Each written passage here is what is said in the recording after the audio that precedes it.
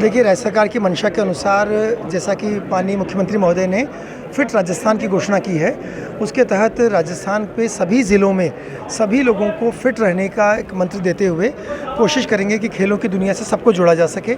न केवल बच्चे, बड़े, बूढ़े, सब हमारी महिलाएं, हमारी माताएं, बहनें सब फिट राजस्थान मूवमेंट से जुड़ें और साथ ही साथ खेलों में जो विकास की ओर संभावनाएँ हैं उसमें हम सब मिल कर के काम करें, जिसमें प्राइवेट सेक्टर भी आगे आए। जैसे कि आपको पता है कि अभी रेलवे के डीआरएम साहब ने भी कहा है कि उनकी फैसिलिटीज़ को भी आम जनता के लिए खोला गया है। राज्य सरकार की ओर से यहाँ पे स्टेडियम में इंडोर बन गया है, शार्दुल सिंह स्कूल में रनिंग ट्रैक बन गया है। उसी के साथ साथ और भी काफ़ी सारी चीज़ें होने जा रही हैं। स्पोर्ट्स कॉलेज की घोषणा एक बजट घोषणा है, जिसको कोशिश करेंगे कि जल्दी ही उसको मूर्त रूप दिया जा सके। कुल काउंसिल इस दिशा में काम कर रहा है कि हम पीपीपी मोड पर अगर कोई प्राइवेट पार्टीज़, जैसे कि यहाँ पर जो प्राइवेट स्कूल्स हैं, बड़े प्राइवेट स्कूल्स हैं, उनके पास अगर जगह है तो वो प्राइवेट अकेडमी हमारे साथ मिल करके ला सकते हैं। अगर वो हमारी ज़मीन पर, इसमें दोनों मॉडल हैं, ज़मीन उनकी डेवलप वो करेंगे, हमारे साथ मिल के काम करें, या अगर उनको ज़मीन की आवश्यकता है तो जहाँ सरकारी लैंड है वहाँ पर भी वो हमारे साथ मिल करके प्राइवेट एकेडमी भी ला सकते हैं। ये बात सच है कि बिल्कुल पूरे राज्य में स्पोर्ट्स ऑफिसर एक भी नहीं है, मतलब सभी ज़िलों में खाली चल रहे हैं। तो हम कोशिश कर रहे हैं कि जो 140 के आसपास पद है हमारे वो भर जाएं, ताकि परमानेंट स्पोर्ट्स ऑफिसर आ सके। आप सही कह रहे हैं कि राजस्थान में अभी 500 कोचेज़ लगे हुए हैं, जिसमें से बीकानेर में 19 कोचेज़ हैं जो पार्ट टाइम कोचेज़ हैं। इस बार बजट घोषणा में और हमें कोचेज़ मिलने की संभावना है। खेल संघों की मनमानी ना चले, उसके लिए हम कोशिश कर रहे हैं कि खेल संघों में पारदर्शिता रहे और काउंसिल का उनके ऊपर पूरा नियंत्रण रहे। राजस्थान सरकार ने फिट राजस्थान मूवमेंट की डिक्लेरेशन की है इस बजट घोषणा में, जिसकी पूरी कार्य योजना बना करके सभी ज़िलों में भेजी जा रही है, जिसके माध्यम से आम जनता तक फिट रहने का, स्वस्थ रहने का एक अभियान को लोक अभियान बना दिया जाए, उसके प्रयास किए जाएंगे। देखिए, जो one district one sport Rajasthan सरकार का एक बहुत बड़ा अभियान था, जिसके तहत बीकानेर में चूँकि तीरंदाजी की बहुत सारी उपलब्धियां ऑलरेडी हो चुकी हैं, इसको और आगे बढ़ाया जाए। उसी दिशा में आगे बढ़ते हुए राज्य सरकार ने बीकानेर में तीरंदाजी को वन डिस्ट्रिक्ट वन स्पोर्ट में लिया है।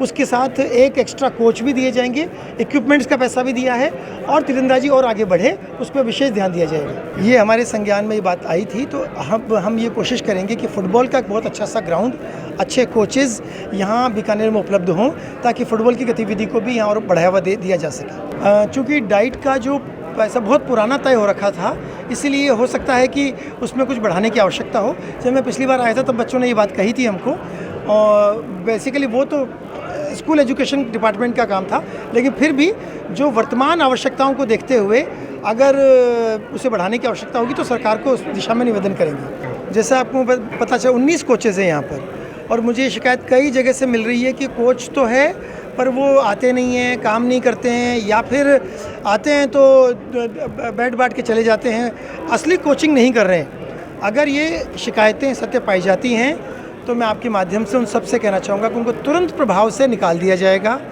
उनको जिस भूमिका के लिए लिया गया है उस भूमिका में वो काम करें, अच्छे से काम करें, बच्चों को कोचिंग कराएं, उस खेल को ज़िले, राज्य, राष्ट्र स्तर पर अवार्ड दिलवाएं, मेडल दिलवाएं।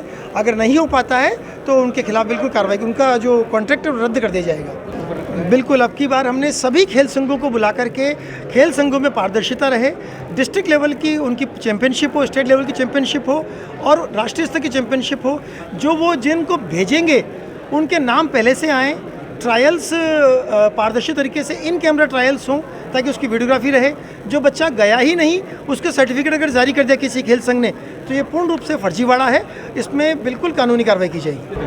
अगर मैं आपको वही दोहरा रहा हूँ, अगर ऐसा प्रकरण आपने देखा होगा, पीटीआई भर्ती में 200-250 लोगों को बर्खास्त किया गया है, तो इसमें सरकार बहुत कड़ी कार्रवाई कर रही है। अगर किसी ने वो गेम खेला ही नहीं और उसको सर्टिफिकेट नेशनल का दे दिया और फिर वो नौकरी के लिए आ गया यहाँ पर, और ये अगर सही पाया जाता है तो न केवल यूनिवर्सिटी बल्कि जिसने उसका सहयोग किया और वो जो लाभार्थी है वो खुद, क्योंकि वो भी सह अपराधी हो गया, उसके खिलाफ भी कार्रवाई की जाएगी।